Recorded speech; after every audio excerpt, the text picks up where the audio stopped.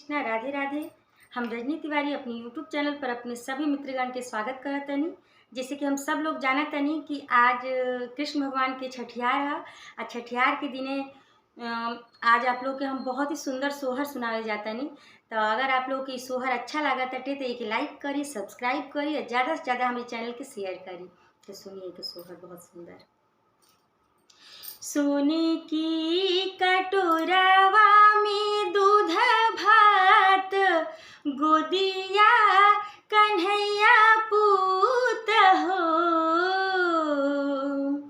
सोने की कटोरवा में दूध भात, गोदिया कन्हैया पूत हो। यशोदा घूमी घूमी कान्हा के खिलावेली, चंदा की बुलावेली हो। यशोदा घूमी घूमी कान्हा के खिलावेली, चंदा की बुलावेली हो। अरे आवा पारे आवा चंदा मामा, नदिया किनारे आवा हो। अरे आवा पारे आवा चंदा मामा, नदिया किनारे आवा हो। ये चंदा मामा आवा नाया गनवा हमारा, कन्हैया हमारे खेले ले हो। ये चंदा मामा आवा नाया गनवा हमारा, कन्हैया हमारे खेले ले हो। सोने के थरियावा मंगाई भी, भोजन भराई भी हो।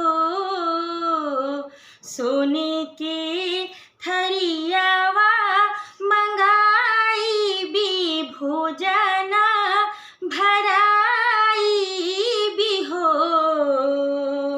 ये चंदा मामा आवा नाया गनवा हमारा, कन्हैया मोरे खेले ले हो।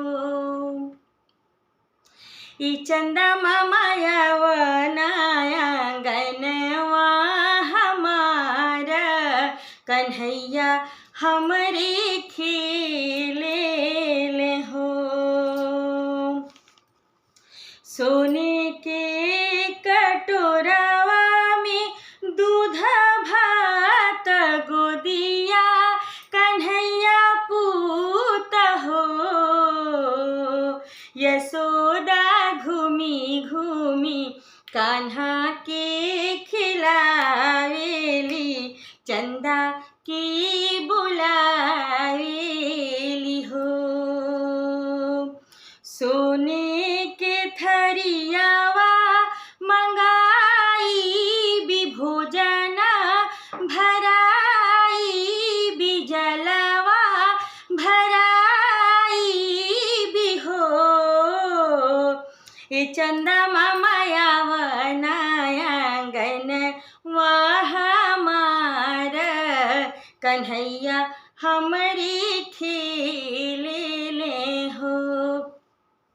ये चंदा मामा आवा नाया गनवा हमारा, कन्हैया हमरे खेले ले हो।